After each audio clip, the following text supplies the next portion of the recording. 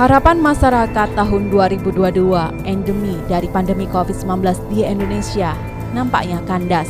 Pasalnya Presiden Republik Indonesia Joko Widodo resmi memperpanjang status pandemi COVID-19 di Indonesia untuk menindaklanjuti perintah Mahkamah Konstitusi. Keputusan itu ditetapkan dan ditandatangani langsung oleh Jokowi lewat Keputusan Presiden atau Kepres nomor 24 tahun 2021.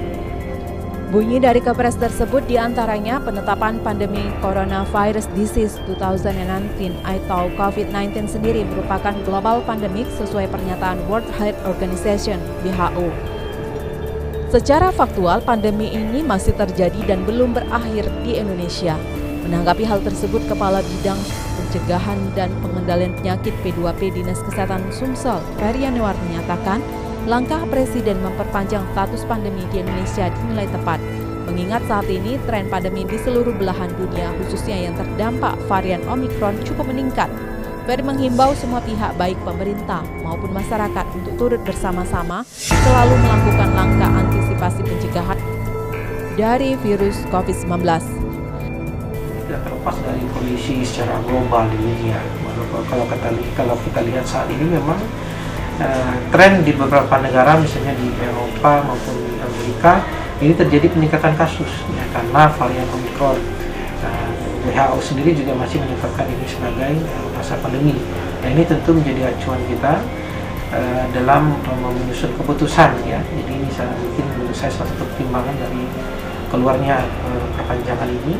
Di samping kemudian ini juga sebagai bentuk antisipasi bagi kita bahwa kita belum keluar dari masa pandemi, sehingga kepada seluruh pihak agar tetap melakukan upaya mengutamakan upaya pencegahan dan pengendalian COVID ini, dan seperti prokes. Perkembangan kasus harian COVID-19 varian Omikron di Indonesia terus bertambah, bahkan kasus transmisi lokal yang teridentifikasi semakin banyak. Berdasarkan data Kementerian Kesehatan, kasus varian Omikron yang terdeteksi saat ini mencapai 572 kasus atau bertambah 66 orang. Penambahan terdiri dari 33 kasus dari pelaku perjalanan internasional dan 33 orang transmisi lokal. Varian baru ini menjadi fokus pemerintah Provinsi Sumatera Selatan agar tidak ada lagi lonjakan kasus seperti yang terjadi pada varian Delta. Kepala Bidang Pencegahan dan Pengendalian Penyakit P2P Dinas Kesehatan Sumsel, Ferry Yanuar menjelaskan, sejauh ini belum ada terdeteksi varian Omikron di Sumsel. Akan tetapi semua pihak wajib tetap waspada dengan rutin mengirim sampel pasien positif ke pusat untuk diteliti. Masyarakat juga diminta mengurangi mobilitas yang dirasa tidak perlu, sebab virus COVID-19 dengan berbagai varian ini tetap memiliki cara penularan yang sama, yakni melalui mobilitas dan prokes yang kendor. Omikron belum dilaporkan ya dari kasus di Sumsel, walaupun untuk pemeriksaan sequencingnya kita tetap mengirimkan spesimen ke Badan Litbangkes Jakarta. Dan ini memang harus kita waspadai penularan virus Omikron ini ya, terutama dengan sedikit meningkatnya mobilitas penduduk ya di Natal. Masyarakat Sumsel diminta tetap menjalankan pola hidup bersih, sehat, serta penerapan prokes yang disiplin sebagai langkah awal pencegahan virus. Begitu juga dengan testing, tracing, dan treatment atau 3T yang harus terus dilakukan di seluruh fasilitas publik. Salah satunya dengan pengoptimalan aplikasi Peduli Lindungi, serta tetap mempercepat dan mendukung vaksinasi agar kekebalan komunal dapat benar-benar terbentuk. Sejumlah sekolah di Kota Palembang sudah melakukan pembelajaran tatap muka 100%. Ikatan Dokter Anak Indonesia Sumatera Selatan memberikan rekomendasi kepada Dinas Kesehatan dan Pendidikan terkait pembelajaran tatap muka 100%. Sebaiknya dilakukan di sekolah dengan siswa yang sudah melakukan vaksinasi hingga dosis kedua. Selain itu, pihak sekolah juga wajib menerapkan protokol kesehatan selama pembelajaran tatap muka di sekolah, seperti menyiapkan fasilitas tempat cuci tangan, ruangan belajar siswa di tempat terbuka, sehingga tidak terjadi penularan COVID-19 kepada pelajar. Anak untuk PTM, bagi anak yang belum vaksinasi, saya rasa kita tidak baik ya, karena anak tidak terlindung. Jadi sebaiknya untuk anak usia 6-11 tahun ditunda dulu PTM-nya karena dia belum vaksinasi. Dan segeralah pemerintah bersama satuan tugasnya mengejar vaksinasi tersebut. Capaian vaksinasi bagi pelajar di Kota Palembang dari jumlah sasaran 151.788 pelajar, dosis pertama sudah mencapai 100%, sedangkan dosis kedua baru 87%.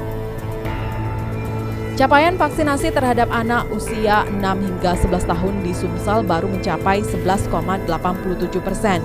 Vaksinasi anak terus dikencarkan demi mendukung pembelajaran tatap muka atau PTM di Sumsel. Demi mendukung pembelajaran tatap muka di Sumsel, vaksinasi bagi anak usia 6 hingga 11 tahun terus dikencarkan.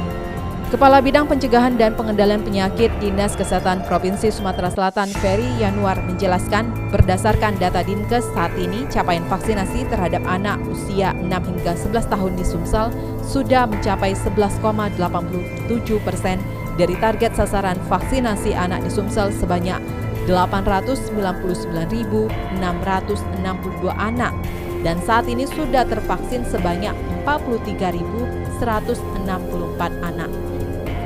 6-11 tahun di Sumatera Selatan ini jumlahnya sebanyak 899.662 orang. Jadi itu jumlah seluruh anak usia 6-11 tahun di 17 kabupaten kota di Sumatera Selatan yang akan menjadi sasaran vaksinasi COVID-19 di Sumatera Selatan. Oke, untuk capaian saat ini seperti apa, Pak? Capaian saat ini untuk anak sudah sekitar 11,87%, sekitar 43.000 lebih anak sudah kita vaksin dosis pertama. Di berapa kabupaten kota itu, Pak? Ini kalau datanya masuk dari seluruh kabupaten kota. Oh, seluruhnya sudah digelar, Pak? Iya. Adapun capaian vaksinasi anak usia 6 hingga 11 tahun saat ini tertinggi di daerah 4 Lawang yang sudah mencapai 31,91%, disusul dengan Prabu Muli yang sudah mencapai 15,8%, sementara yang terendah tercatat di Kabupaten Pali yang baru mencapai 0,5% dan Lubuk Linggau 0,07%. Pelaksanaan vaksinasi yang lain itu bisa dilaksanakan di fasilitas pelayanan kesehatan yang memang sudah ditunjuk, ditetapkan untuk pelayanan vaksinasi COVID, dan bisa di sekolah-sekolah. Jadi kalau kita mengutamakan datang di sekolah, karena sekolah memang memudahkan akses untuk anak-anak dan sekolah untuk mendapatkan vaksin. Kemudian juga memudahkan kita juga dalam melaksanakan pemantauan, pengawasan dan pendataan kalau ada anak-anak yang memang belum bisa. Berdasarkan data cakupan vaksinasi COVID-19 secara keseluruhan di Sumsel, baik dari tenaga kesehatan, pelayanan publik, lansia, masyarakat rentan dan umum, serta remaja hingga anak-anak sudah mencapai 78,4% untuk dosis pertama, sementara dosis kedua sudah mencapai 45,3% dan dosis ketiga nakes mencapai 78,43%. Pemerintah diminta untuk meninjau ulang penerapan pembelajaran tatap muka 100% di sejumlah wilayah di Indonesia, termasuk di Sumatera Selatan. Lemahnya pengawasan vaksinasi COVID-19 pada anak usia 6 hingga 11 tahun yang belum menyeluruh dan munculnya varian Omikron menjadi alasannya. Penerapan PTM 100% yang terburu-buru dan sebaiknya hal itu harus dilakukan secara bertahap.